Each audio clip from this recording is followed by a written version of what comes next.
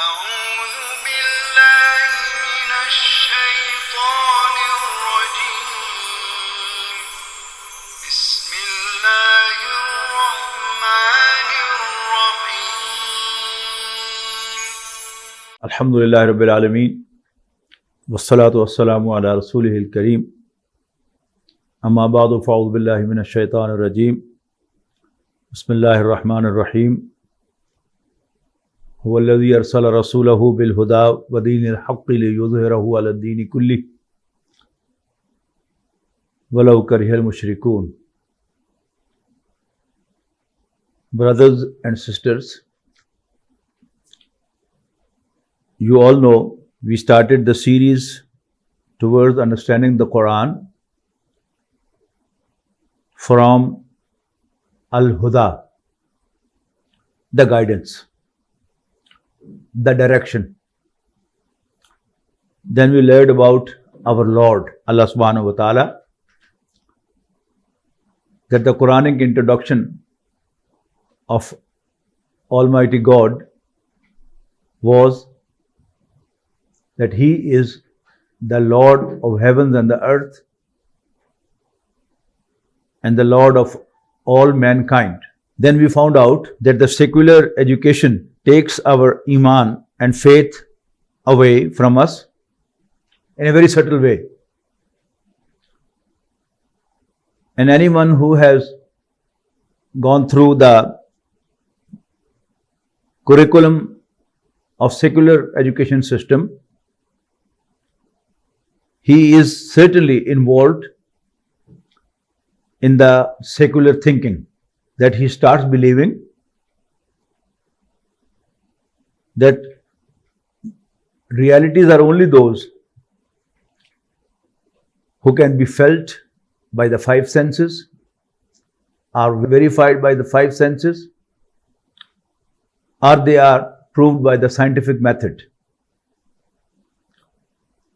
Anything which cannot be felt, appreciated by the five senses, or it's not verified by the five senses, or it's not proved by the scientific method, it has got no existence. The Holy Quran begins with ذَلِكَ الْكِتَابُ لَا رَيْبَ فِيهِ هُدًى لِلْمُتَّقِينَ الَّذِينَ يُؤْمِنُونَ بِالْغَيْبِ. That the Holy Quran is a book which has awaited since long, and certainly a direction, a guidance for the God-fearing ones who believe in the unseen. Whereas a secular mindset cannot accept anything from the unseen. He, by his trend, by his mindset, rejects metaphysics. Then you must remember that we learned about Muhammadur Rasulullah sallallahu alaihi wasallam, that the belief in the Prophet sallallahu alaihi wasallam is the belief that Sayyidina Muhammad sallallahu alaihi wasallam is Allah's messenger. No doubt, he was a trustworthy, honest, truthful, kind person. But our belief is that he was Allah's messenger above all. Then we learned about the true nature of man. And then we found out that how the Holy Quran invites to believe in Allah, and that is through science, Allah's science. But our observation is that most of the intellectuals,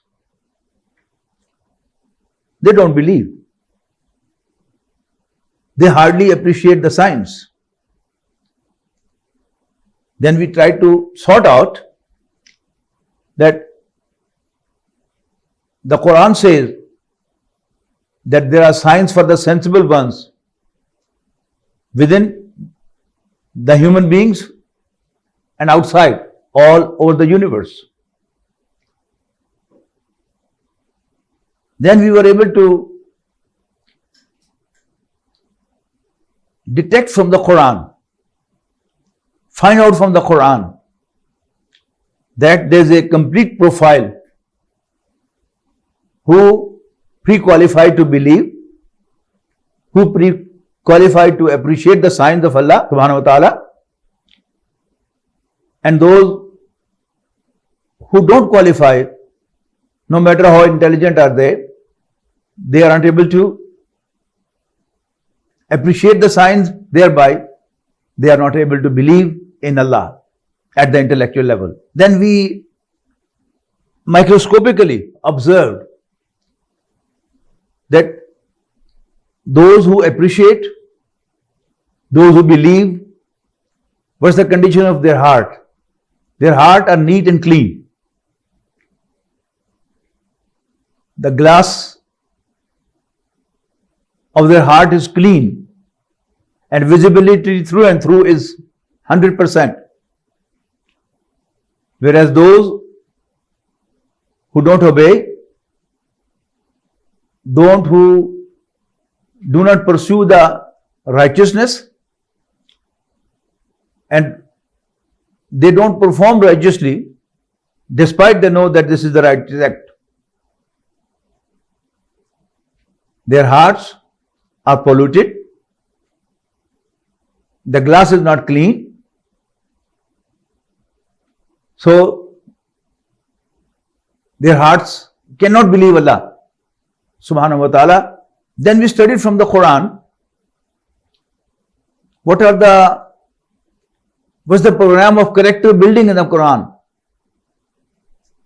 the basis of character building in the Holy Quran.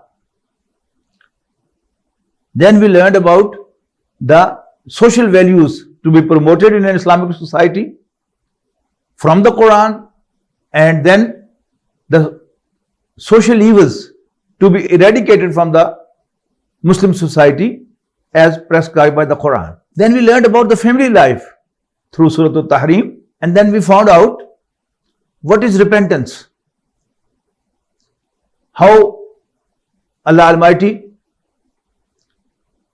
talks about repentance, how the human beings are directed to submit before their Lord and repent for all they have done in the past. And those who do this, Allah Almighty takes away from them their bad deeds, their sins, their bad habits, and they are on the straight right path, as if they didn't do anything wrong. Then we learned about the Islamic State through Surah Al-Hujurat. In the last section of Surah Al-Hujurat, a difference between Islam and Iman was described, referring about a group of people who claim to be believers. They were told, you haven't come to believe. Iman, belief has not yet entered into your hearts. Yes, you can say you are Muslims and you have embraced Islam. Yet, despite having no Iman in your heart, or very little Iman in your heart, if you perform righteously, listen to Allah and His Messenger, Allah will not reduce anything from your deeds, as Allah is forgiving, merciful. Then in the next, that was Surah Al-Hajj, last section, we found out that when we have to perform jihad, when we have to strive in Allah's cause, what exactly we have to do? So it became evident to us that the objective of jihad is that we are able to prosecute against mankind by saying, "O Allah, O our Lord, we did our duty very well and we conveyed the message we received through messengers. Now it's their fault. It's the fault of the rest of mankind that they didn't believe." As Allah's messenger would prosecute against those who were addressed by them, whom they conveyed the message. So, Muslim Ummah has to convey the message to the rest of mankind. And for this purpose, we have to strive very hard, struggle very hard to convey the message to others. That is to be done in two steps. The ultimate goal is to make Islam crystal clear to everyone that no one is able to plead on the Day of Judgment before Allah Almighty that he never knew. The message was not conveyed to them. The message was not conveyed to him. In Surah An-Nisa, there is an ayah to explain this. Many messengers were mentioned by name. And then the concluding ayah was Rusulam Mubashirin wa Mundhirin Li Allah yakuna linnasi ala Allahi hujjatum ba'da rusul.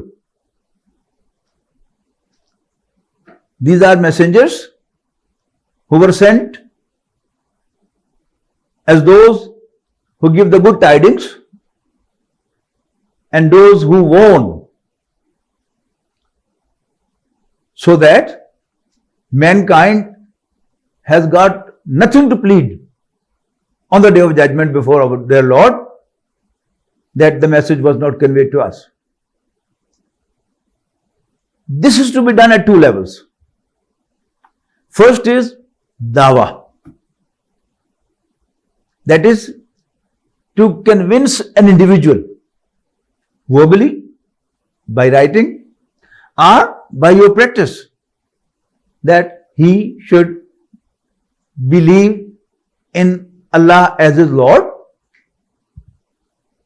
he should believe in the hereafter, and he should accept Sayyidina Muhammad sallallahu alaihi wasallam as Allah's messenger sent to mankind until the Day of Judgment.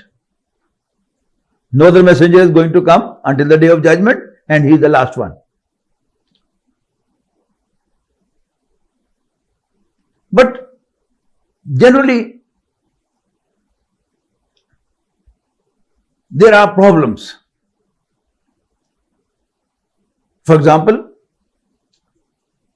if there is a river flowing from the north to south, and that is the only way of communication, that is the only way to move. So people are swimming and people are traveling by boats. Those who can swim, they are swimming easily to the south, and to sail the boats is also easy with the flow of water.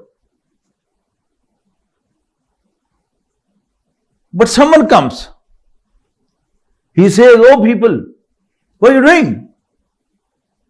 Your destination was in the north and you are moving to the south." He gives arguments, tries to convince them. Only a few sensible people, intelligent people would understand, yes, he is right. Rest of them will say, "Oh, he is talking nonsense. Everybody is going to the south. All our assets are in the south, and he is asking us to move to the north. And the flow of water is also towards the south. Why should we move to the north?" But certain people intelligent people, sensible people would certainly understand, oh yes, he's right. We are wrong. We should have moved to the north. Those who understand he is right would again be divided into two groups. One who would say he is right, but it's very hard to move against the flow of water. Sorry, we can't do. Others who would say he is right, but our community, our people are going towards the south. Why should we move to the north? Those who consider us as leaders are going to the south. So we should also move to the south so that our leadership sustains. We continue to be the leaders. If we listen to this man, then he would become the leader. And we cannot accept him as a leader. So they would refuse to accept. Not because they didn't understand, but because they are not going to give up their leadership. Or maybe some other reasons. Hardly a few people would say, yes, you are right, and we are with you. No matter what problem we face, no matter what hardship we face, no matter how difficult is it to move against the flow of flow of water, we would be with you. This was actually the example of all the messengers. People going with the flow of water, people moving with the wind in the direction of wind, were warned by the messengers. They are wrong. They are wrong, going in the wrong direction. Only few accepted them. The last of messengers was Sayyidina Muhammad sallallahu alaihi wasallam. In the Holy Quran, many prophets and messengers are mentioned again and again. Especially 6 messengers are very specially mentioned in the Quran, again and again and again and again. They are Nuh alayhi salam, Hud alayhi salam, Salih alayhi salam, Lut alayhi salam, Shuaib alayhi salam, and Musa alayhi salam. I have named them in the historical order. First of them was Nuh alayhi salam, and last of them was Sayyidina Musa alayhi salam. Of these 6, they are classically mentioned in Surah Al-Araf in Juz 8 and 9. They are mentioned in Surah Hud, Juz 12. They are mentioned in Surah Ash-Shu'ara, Juz 19. And interesting thing is that they are named one by one, and their story has also been mentioned in these places. If you make a profile of what their message was, first 3 of them, Sayyidina Nuh alayhi salam, Sayyidina Hud alayhi salam, and Sayyidina Salih alayhi salam. Remember, these are the 3 messengers before Sayyidina Ibrahim alayhi salam. Abraham.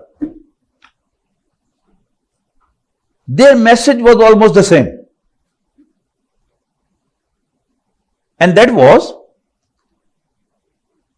O my people, worship Allah. Ya qawmi ibudullah, ma lakum min ilahin ghayru.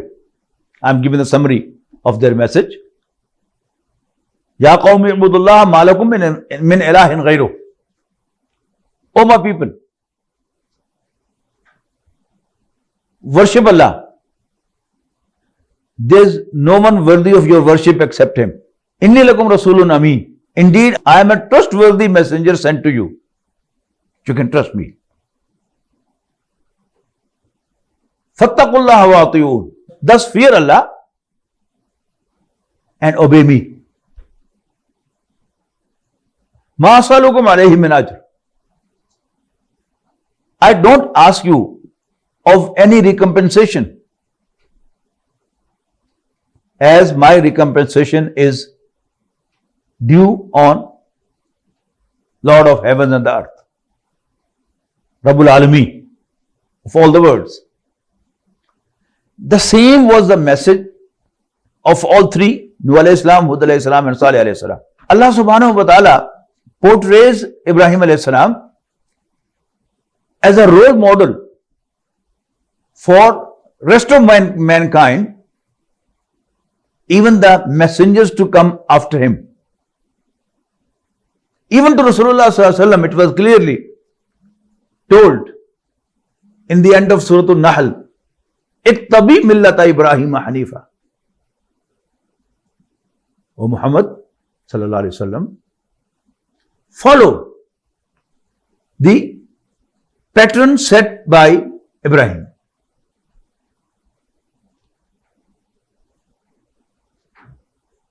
Who was completely secluded from everything else to Allah subhanahu wa ta'ala. Hanif. Only one-sided. Having only one focus, and that is his Lord Allah subhanahu wa ta'ala.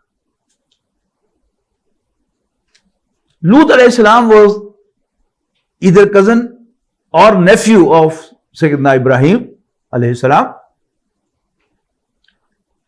and he left his homeland with Sayyidina Ibrahim alayhi salam. He had the same message as that of Nuh alayhi salam, Hud alayhi salam and Salih alayhi salam, but in addition,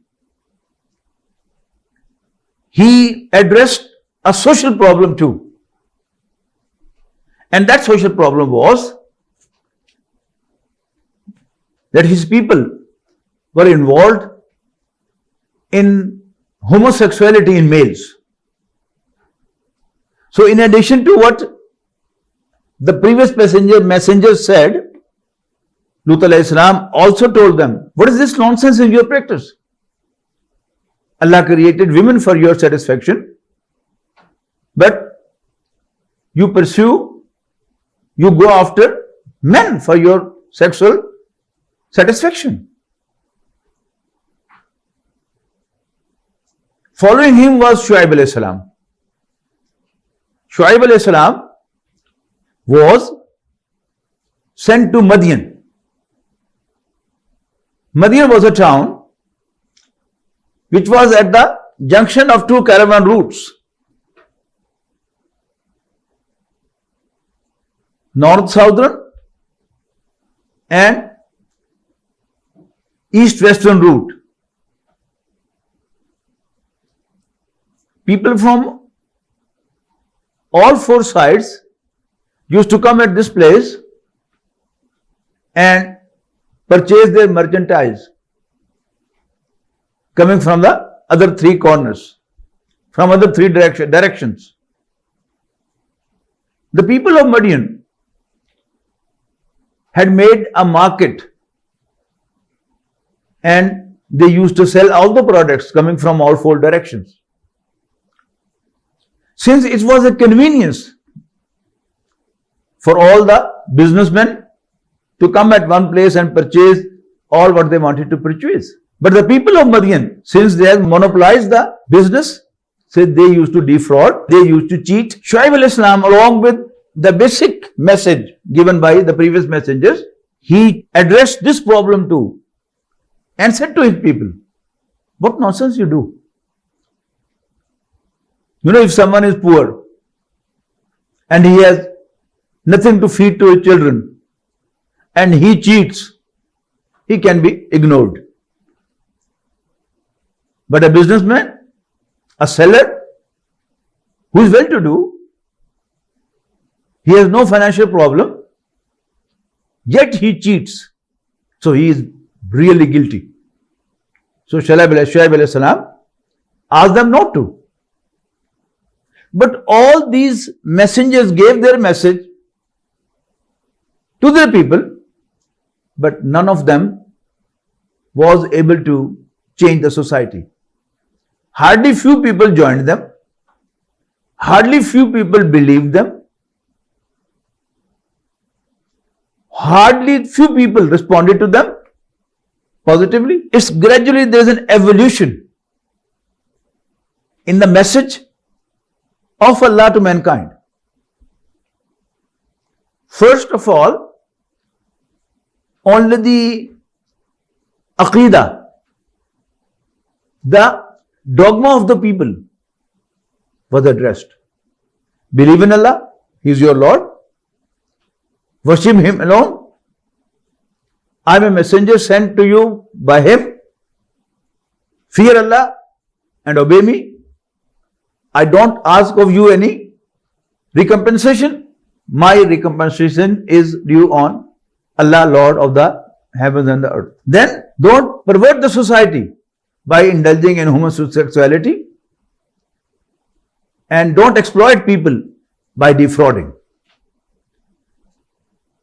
Then came Musa alayhi salam. Musa alayhi salam had two targets. He was sent initially to Pharaoh. اذهب إلى فرعون إنه طغى. It has been mentioned in Surah Taha. اذهب إلى فرعون إنه طغى. Go to Pharaoh. He is turning arrogant. Since he himself was from the sons of Israel, so he was a messenger to the sons of Israel too. He convinced the sons of Israel that they should get a freedom from Pharaoh. Allah Almighty has sent me to lead you to a struggle and have the freedom from Pharaoh and his people. Sayyidina Musa alayhi salam was directed by Allah Almighty to take his people during the night, and finally he reached the sea. There was water in front of them. In the meantime, Pharaoh and his people also found out that the sons of Israel have run away. So they followed them, chased them. In the front of sons of Israel was sea, and behind was the forces, armed forces of Pharaoh. People of Pharaoh. Allah Almighty asked Musa alayhi salam to strike the water with his stick, and the water split into two. There was a wall of water on the right, and there was a wall of water on the left. And there was a dry path between the two walls of water on which the sons of Israel could walk through the sea and get on the other side. When all the Bani Israel were out of the sea, all the people and forces of Pharaoh were right in the sea, and water was commanded by Allah Almighty, who is the Lord of water too, to start flowing again. And all of them were drowned. So the objective of sending a messenger was complied. Musa alayhi salam was able to set sons of Israel free, to let them have freedom. After Musa alayhi salam, the next important messenger was Sayyidina Isa alayhi salam. Isa alayhi salam was just a bridge between Musa alayhi salam and Sayyidina Muhammad sallallahu alayhi wasallam. Sayyidina Musa was given Torah, commandments of Lord of the heavens and the earth. And Isa Islam very clearly declared. You can find it now even in the present Bible. Don't think I have come to break law. And in the Holy Quran, in Surah As-Saf, you find, وَإِذْ قَالَ عِيسَى ابْنُ مَرْيَمَ يَا بَنِي إِسْرَائِيلَ إِنِّي رَسُولُ اللَّهِ إِلَيْكُمْ. And remember, when Jesus, son of Mary, said, O the sons of Israel, indeed I am a messenger sent to you, مُصَدِّقًا لِمَا بَيْنَ يَدَيَّ مِنَ التَّوْرَاةِ, testifying what is already present in front of me from Torah, وَمُبَشِّرًا بِرَسُولِ يَاتِي مِنْ بَعْدِ اسْمُهُ أَحْمَدَ, and to give the tiding of a messenger to follow me, whose name would be Ahmad, sallallahu alayhi wasallam. And then finally, Sayyidina Muhammad sallallahu alayhi wasallam came. He was sent with two things. One, in same Surah As-Saf, which actually we have to study the next one. But before we actually study Surah As-Saf, I am preparing the ground that you are able to understand it. In Surah As-Saf, ayah number 8, Allah Almighty says, يُرِيدُونَ لِيُطْفِئُوا نُورَ اللَّهِ بِأَفْوَاهِهِمْ. They, that is the sons of Israel, they want to extinguish Allah's light with their mouths, just to blow it out. وَاللَّهُ مُتِمُّ نُورِهِ وَلَوْ كَرِهَ الْكَافِرُونَ. But Allah is going to complete His light, is going to bring His light to perfection. Light means, what's the function of light? If it is dark, you can't find the way, where to go.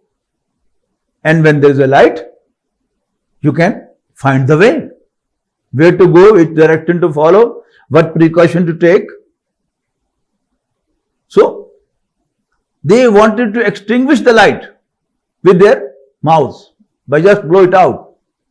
Wallahu mutimmu nurihi walau karihal kafirun. But Allah is going to bring His light to perfection. There is a light of a candle, which just gives you idea that there is someone standing here, there is a table here, and there is a chair there.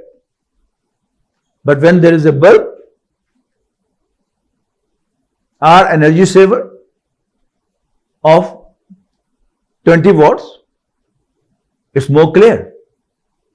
But when you have 3-4 energy savers of 20 watt each, everything is clearly visible. But when the sun shines, sun rises and it starts shining, it's midday, even a small dot on the road, on the street, on your hand is visible. So this is the perfection of light. So Allah Almighty, through His messengers, was enlightening the mankind through the light of prophets, through the light brought by His messengers. Divine light. Nuh alayhi salam was preaching by the divine light. So was Hud alayhi salam, Salih alayhi salam, Shuaib alayhi salam, and Lut alayhi salam and Musa alayhi salam were guiding by the divine light. Now the divine light is going to come to perfection, and that was by Rasulullah sallallahu alaihi wasallam.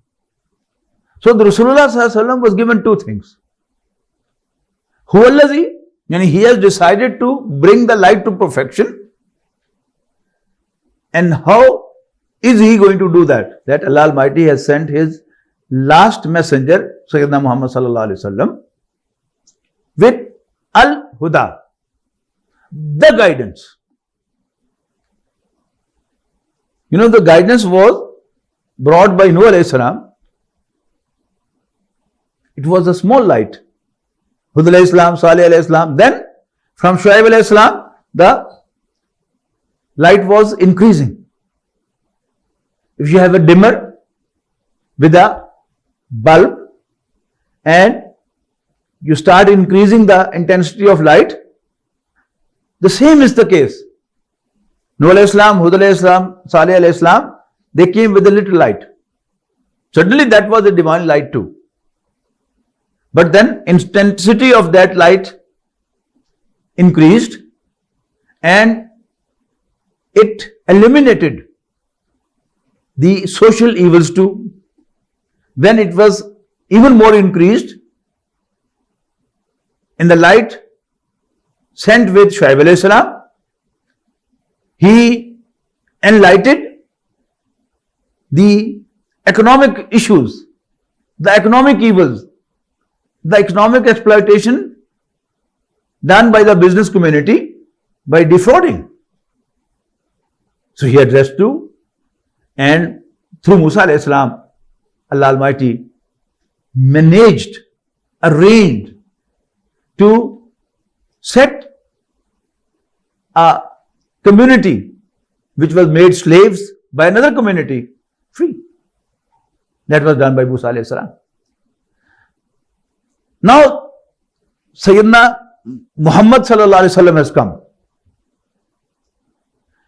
Sayyidina Muhammad sallallahu alaihi wasallam has come with Quran, which is not only a guidance, but the guidance. It's not only a hudan, it is al-huda, a complete guidance.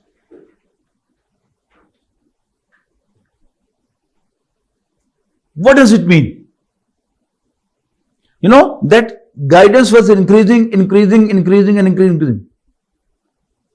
The Holy Quran throws light on the basic doctrines, the dogmas, the aqaid. It also throws light on the social issues, social problems. It tells about the law of inheritance. It tells us what is lawful and what is unlawful in the economic arena. It also tells us what is allowed and what is not allowed in the family life.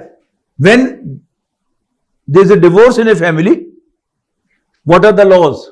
What is prohibited and what is not? What's allowed?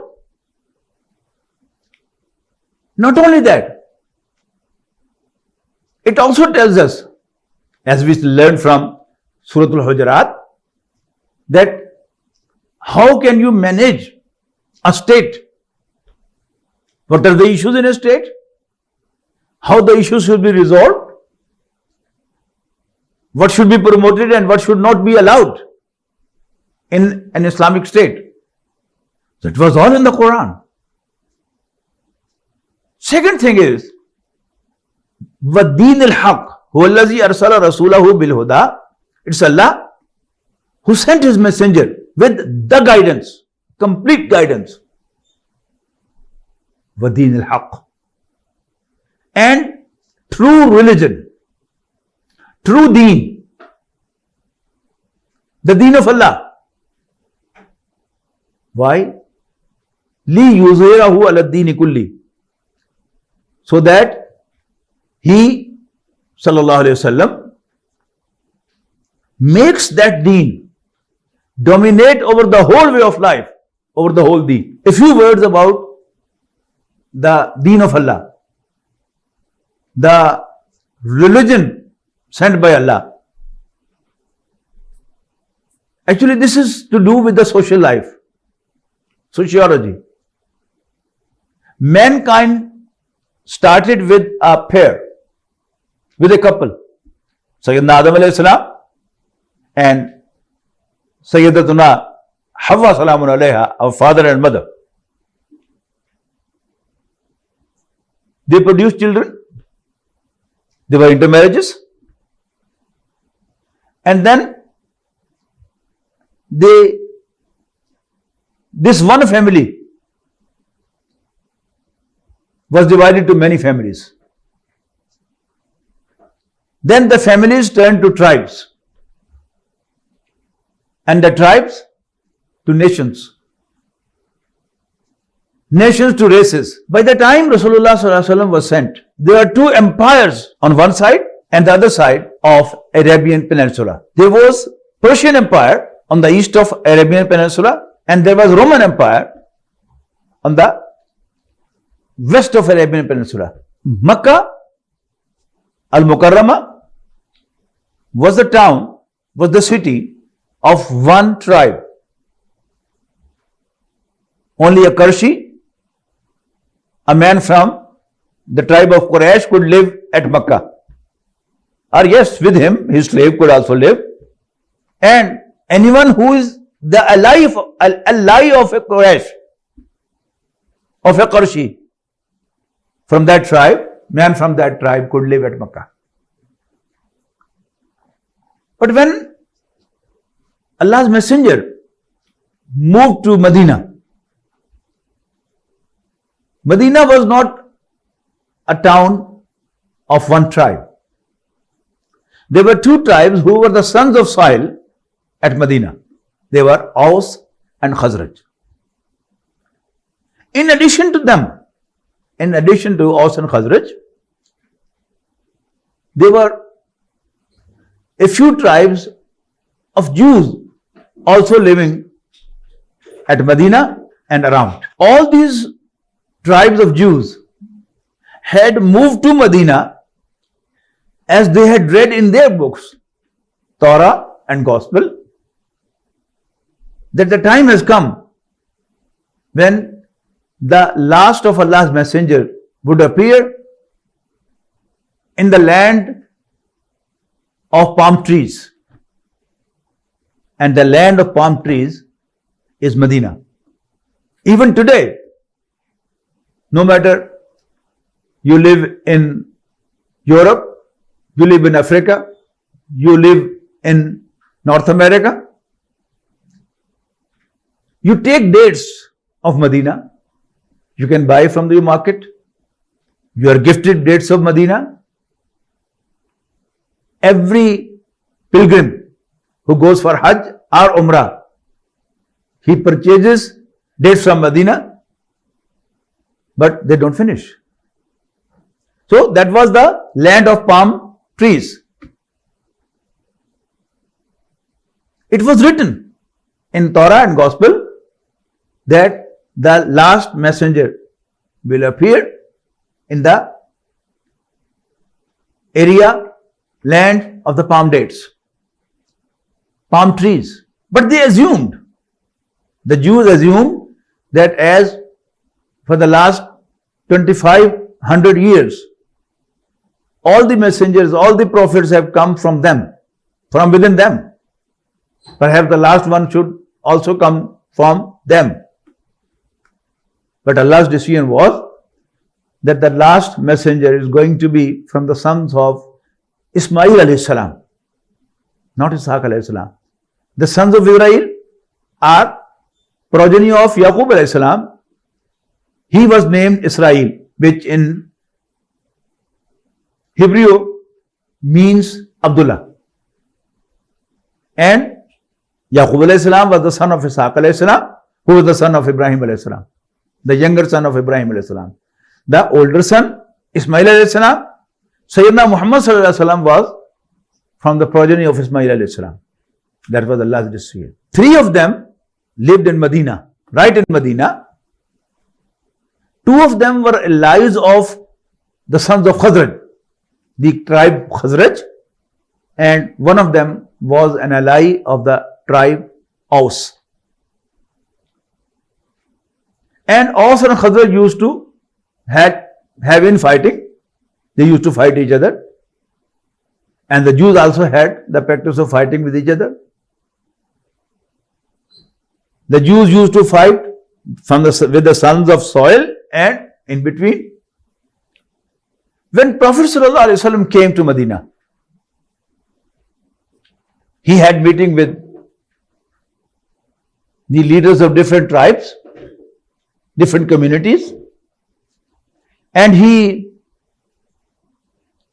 pointed out to them that why you fight with each other?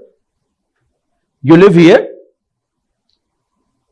They said, we have issues. We have problems. For our rights, we have to fight.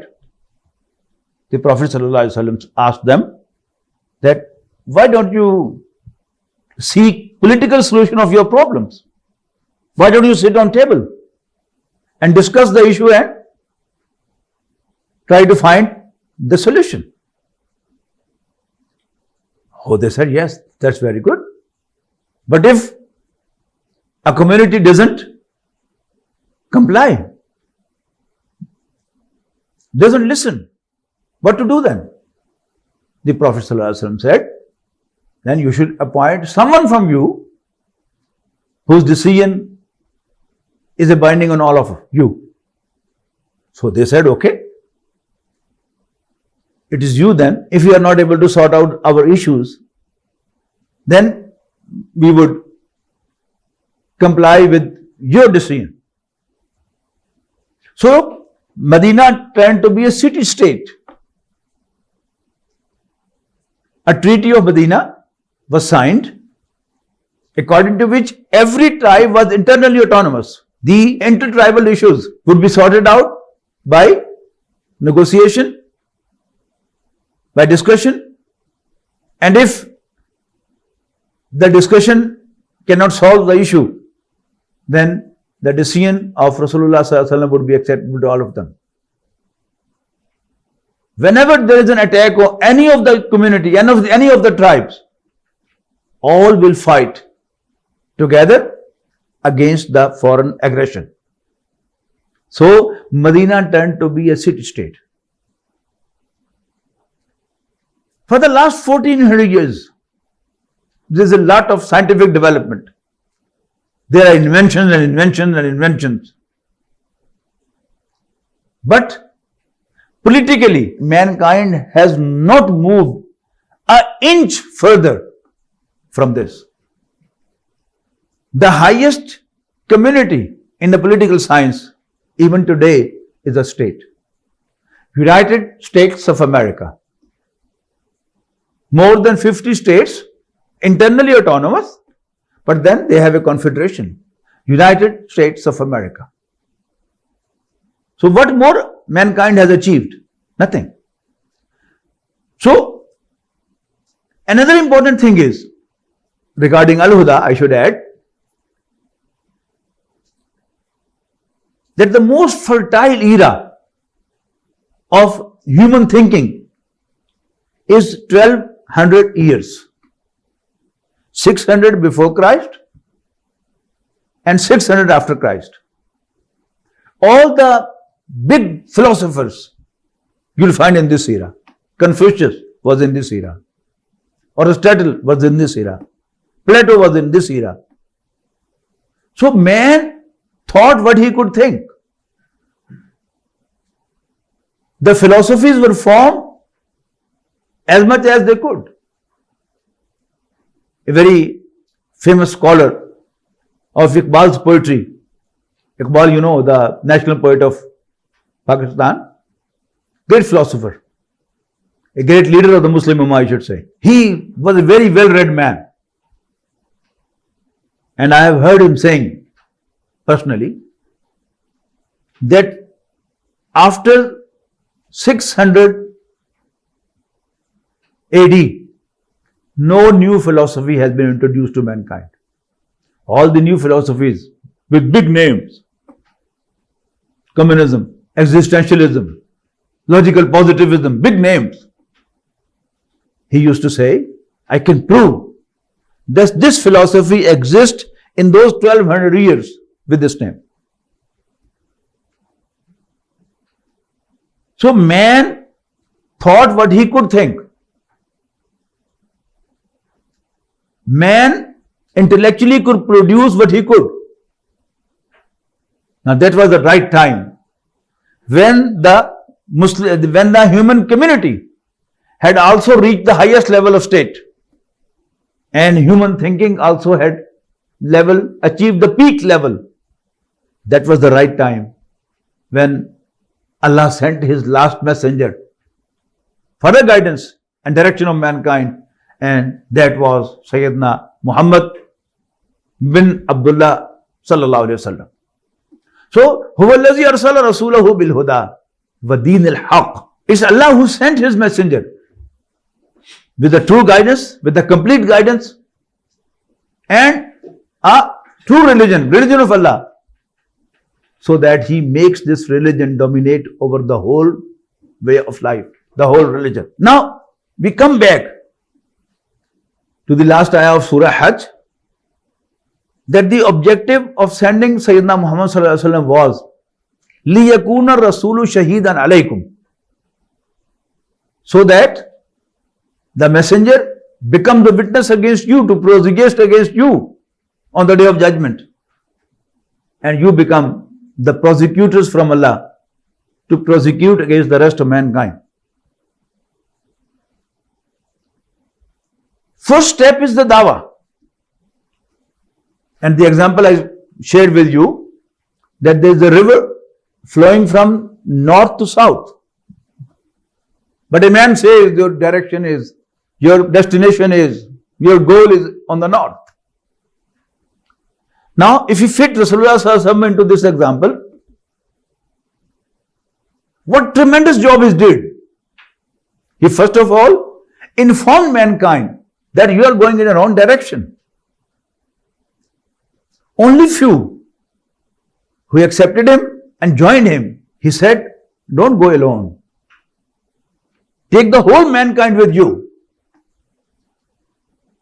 Let's join hands and change the direction of the river, to let the river flow from south to the north, so that even the weak people,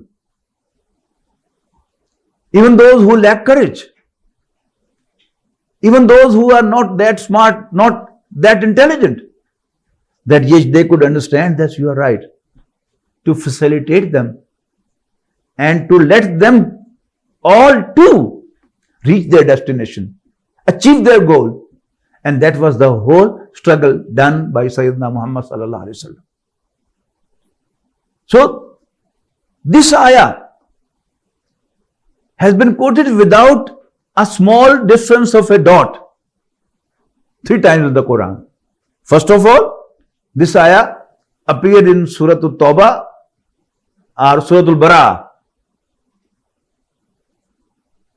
Then, this ayah appeared at the end of Surah Al-Fath. And then, it came as a central ayah of Surah Al-Saf, ayah number 9. هُوَ الَّذِي أَرْسَلَ رَسُولَهُ بِالْهُدَى وَدِينِ الْحَقِّ لِيُظْهِرَهُ عَلَى الدِّينِ كُلِّهِ. It's Allah who sent His messenger, Sayyidina Muhammad sallallahu alaihi wasallam, with the guidance, the complete guidance, and the true religion, and the religion of Allah, so that He makes it dominate over the whole way of life. When Rasulullah sallallahu alaihi wasallam conquered Makkah, he broke all the idols. He gave a general amnesty to all his enemies, no matter what they had done with him. With his companions, all were forgiven. And then the divine justice, that justice ordained by Allah. You know, there are 2 things which we must recognize in a justice system, in a judicial system. One is, the judge should be honest, credible. He should not be a party. But no matter how honest is a judge, but if the law is based on injustice, the judge cannot do justice at all. So the law, the fair system was revealed by Allah subhanahu wa ta'ala through Rasulullah sallallahu alaihi wasallam, and Rasulullah sallallahu alaihi wasallam, after conquering Makkah, he established, he brought that divine law to practice, to bless an ordinary man, justice to his doorstep. So this ayah is the central ayah of Surah Al-Saf, which inshallah we would study next time from first to the last ayah. बारकल्लाहु ली व लकुम fill कुरानिल अज़ीम व नफ़अनी व इय्याकुम bill आयाति व ज़िक्रिल हकीम।